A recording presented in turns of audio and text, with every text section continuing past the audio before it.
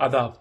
अभी मेरी कुछ देर पहले नजर साबका गवर्नर इमरान इस्माइल और पीटीआई के रहनुमा इमरान इस्माइल के एक बयान से गुजरी, जिसमें वो कुछ फरमा रहे हैं, लेकिन मुझे सिर्फ आवाज ये सुनाई दी।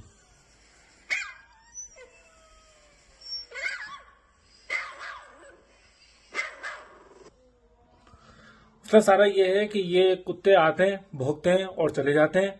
हमारी मजबूरी ये हो गई है कि शहर में इतने कुत्ते हो गए, इतने पागल कुत्ते और खारिशी कुत्ते हो गए कि जो बुग़्ज़ अल्ताफ में बस से भौंकने के लिए आते हैं, तो हमें इनकी लैंग्वेज सीखना पड़ी। जो थोड़ा बहुत मैं समझ सका वो ये कहना चाह रहे हैं कि एमक्यूएम लंदन को दोबारा बहाल होने नहीं देंगे।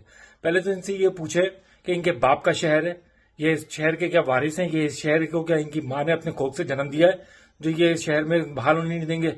भाई तू है कौन जो बहाल होने नहीं देगा? और एमक्यूएम लंदन क्या लगाई हुई है? एमक्यूएम लंदन कुछ नहीं है। एमक्यूएम सिर्फ एक है जिसके कायद अल्ताफ हुसैन भाई है, जिन्होंने इस तहरीक की बुनियाद रखी और आखिरी दम तक ये कायद तहरीक अल्ताफ हुसैन भाई के साथ के नाम के साथ ही रहेगी।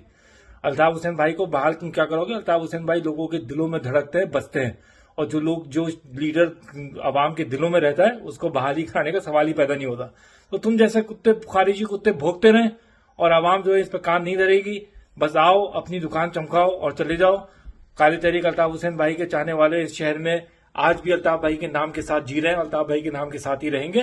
तुमने बंदूक की जोर पर जबरी पाबंदी लगा के समझते हो कि सब पाबंदी लगा दी और वहां पर कोई नाम लेने वाला नहीं है।